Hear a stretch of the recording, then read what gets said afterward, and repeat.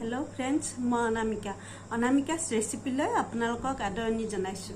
আজি मैं आपनालोকৰ কাৰণে পোহাৰ रेसिपी लै আহিছো। आशा কৰিছো रेसिपीটো आपनालोকে ভাল পাব। তেন্তে বলক रेसिपीটো आरम्भ करो। পোহা বনাবৰ কাৰণে মই ইয়াত 500 গ্ৰাম চিৰা লৈছো। মই চিৰাটো অলপ ডাঠ চিৰা লৈছো। আমাৰ যে ঢেকিত বনোৱা চিৰাটো হেতু লৈছো। ইয়াত চিৰাৰে পোহা বনালে ভাল হয়। प्रथमे चिराखिनि भालকৈ धुई लम।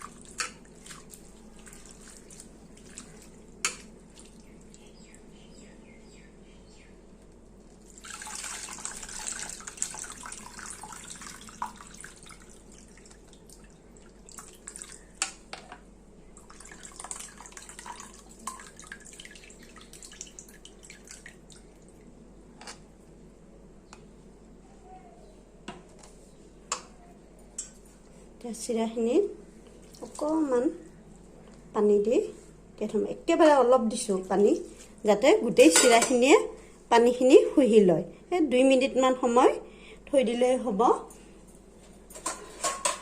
যদি পাতল চিৰা হয় তেতিয়া হলে কিন্তু পানী দি তিয়াই থব নালাগে। মই অকমান ডাঠ চিৰা লৈছো কাৰণে তিয়াই থৈছো।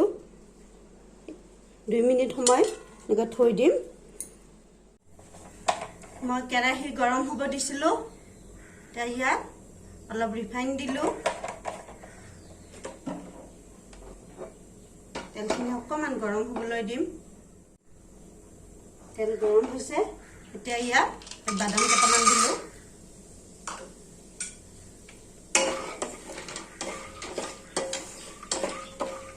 बादामखिनि अलप भाजी लम।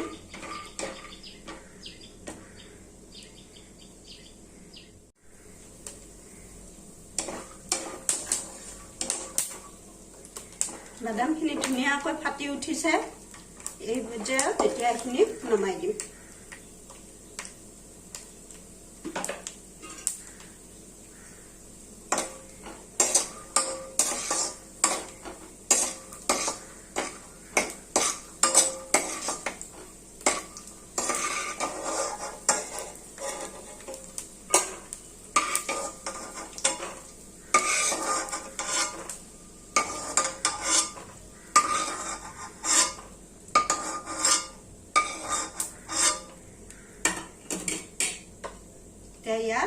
यार नरसिंहर पात केटामान दिसो।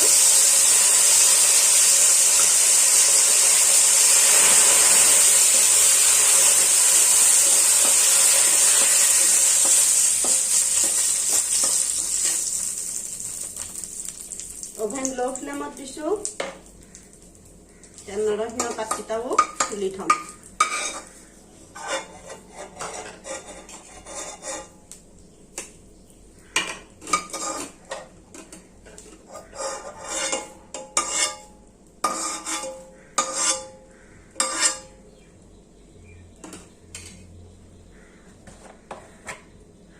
यार और अलग तेल दिलो।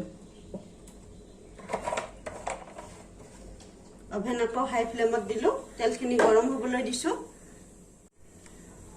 यार आधा चामच पाँचफोरन दिलो। पाँचफोरনৰ পৰিৱৰ্তে সৰিয়হও ব্যৱহাৰ কৰিব পাৰে। यार মিহিকৈ গোটা পিয়াজ।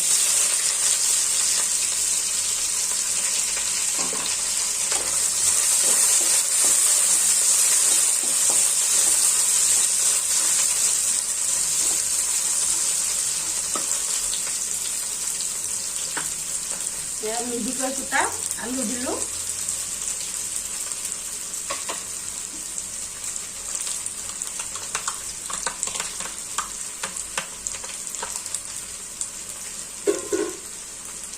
मिहिকৈ কুটা गाजर।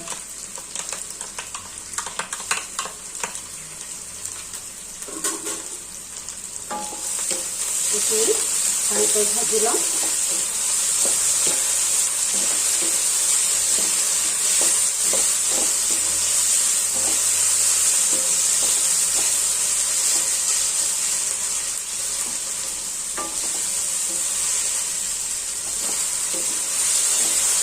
মই এবাৰ অভেন লো ফ্লেমত দিলোঁ।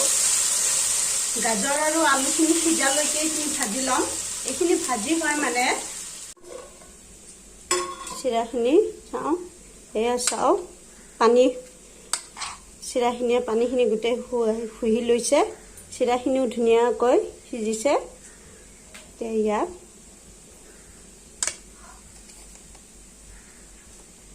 হালধি এচামুচ দিলোঁ।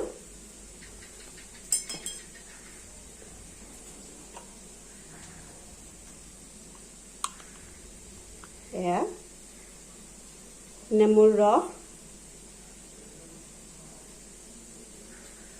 2 চামুচ নেমুৰ ৰস। ভালকৈ মিক্স কৰি ল'ম।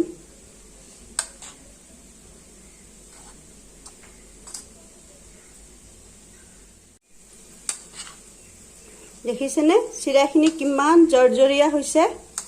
পানী যিহেতু কমাই দিছোঁ তিয়াওঁতে, মাত্ৰ 2 মিনিট সময় তিয়াইছোঁ অকণমান পানীত, অলপো পানী নাই তলত। খুব ধুনীয়াকৈ চিৰাখিনিয়ে গোটেই পানী শুহি লৈছে।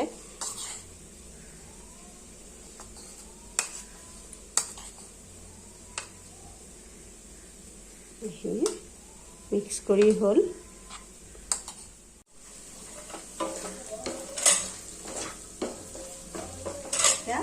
অভেন হাই ফ্লেমত দিলোঁ। আলু আৰু গাজৰখিনি ল' ফ্লেমত সিজাই ল'লোঁ। এতিয়া ইয়াত কেঁচা জলকীয়া দিম। ইয়াত মই 2টা কেঁচা জলকীয়া কুটি থৈছোঁ।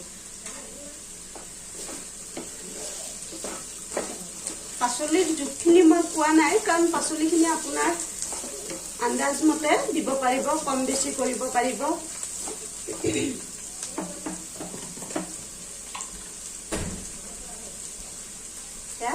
নিমখ এচামুচ,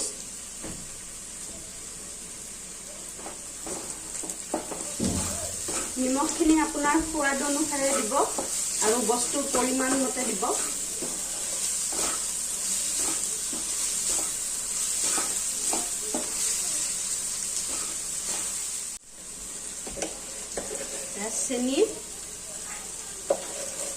চেনি 2 চামুচ দিলোঁ।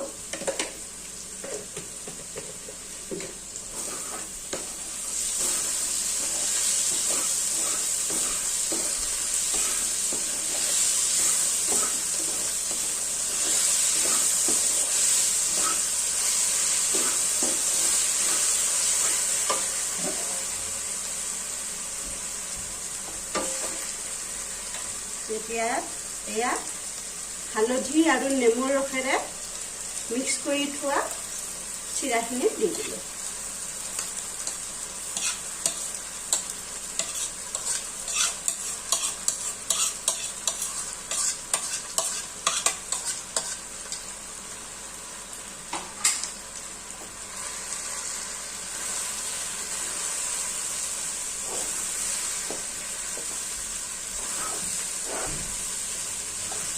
এতিয়া মই অভেন লোত দিলোঁ।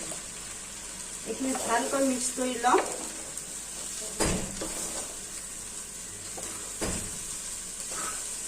খুব হেলথি ৰেচিপি হয়।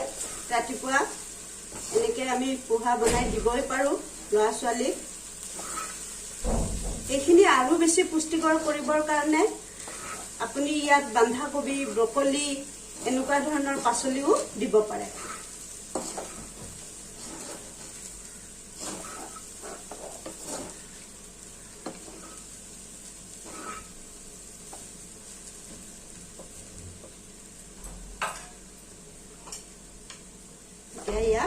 ইয়াত নৰসিংহৰ পাত কেইটামান দি দিলোঁ। ভাজি থোৱা নৰসিংহৰ পাত আৰু ভাজি থোৱা বাদাম কেইটামান।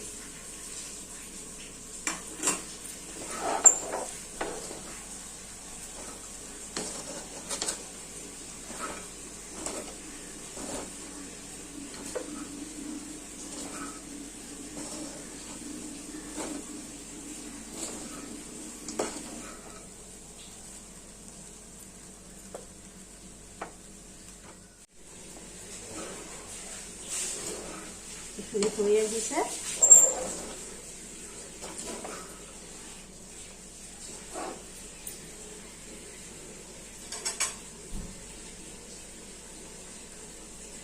অকণমান জালুকৰ গুড়ি,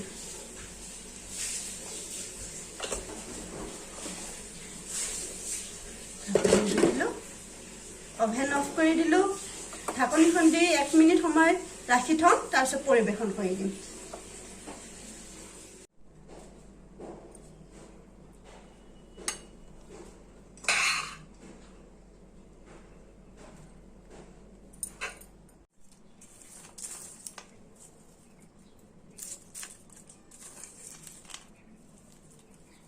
পোহা পৰিৱেশন কৰি দিছোঁ। যদি ৰেচিপিটো ভাল লাগিছে তেন্তে লাইক কৰিব, শ্বেয়াৰ কৰিব আৰু ছাবস্ক্ৰাইব কৰিব। ভিডিঅ'টো চোৱাৰ বাবে ধন্যবাদ।